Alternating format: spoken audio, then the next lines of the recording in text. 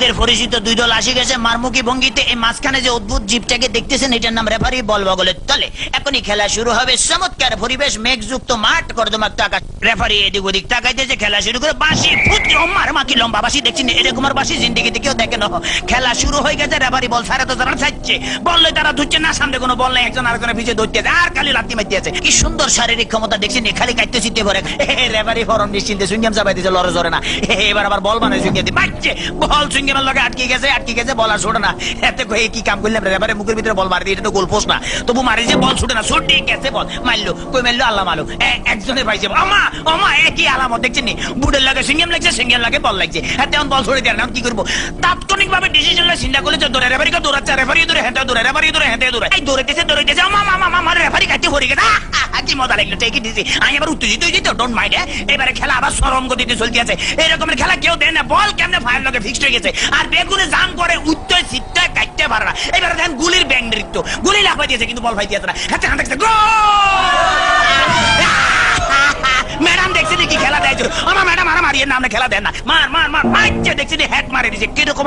ওরে মাগরে মাগরে বল তোর পিছনের এখন গোল যাবে, তাড়াতাড়ি দল, ওরে পিছনের বেপো তারা দেখে মার। এবার চমৎকার মারছে, ভালো খেলে। ওই ভাগে আমি একটু ফানি খেলে, because I am very much tasty. খালি গলে কতক্ষণ চিল্লা যায়, ইতিমধ্যে আমার পেটের ভিতরে বুক লাগছে, ডোন্ট মাইন্ড, আমি একটু ফ্রেশ ফুড খাবো। কাইতেছি, খেলা চলতেছে, মুসলধারে এগিয়ে যাচ্ছে। ইদ্রিস বল নিয়ে হাতের মধ্যে বল, কেউ দেয় না, দেখছে রেফারি দিচ্ছে বল ফালা দিচ্ছে, রেফারির চোখে ধরা পড়ে গেছে, বললো হ্যান্ডবল। হেতে বললে কে বলে হ্যান্ডবল, আমি জীবনও করে হ্যান্ডবল দেখছি আমার ফার্ম, আমাদের কে কইছে মারা, মুখের কাছে নেওয়া যায়, ফার কাছে না, আটকা কিক মারা যায়। হ্যাঁ এটা আমার হাত পাওয়া। চমৎকার আপেল, ভেরি টেস্টি।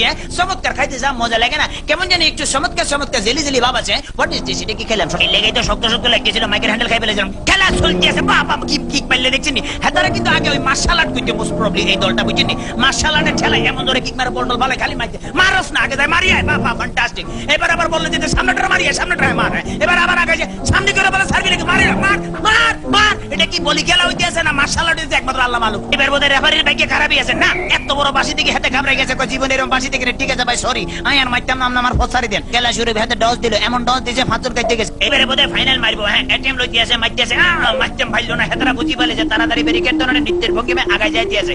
এইবারে বোধহয় যাইব কিনা জানো। এবারে খেলা আবার ডস খাই গেল, সেকেন্ড ম্যান হেতো ডস গেল, থার্ড ম্যান হেতো খাইলো। এবারে ফোকদান মনে মারবো না, বলার মারণ লাগে নয়, এমন টিয়া দিল যে টিয়ার লগে ফাঁচুর কাটতে পড়ে গেছে। মাঠ ফ্রি বললে আগায় যেতে গোল। মনে হয় আমি জিতে গেছি, মনে হলে আমি জিতে গেছি। কথা বলছি মানিকগঞ্জ।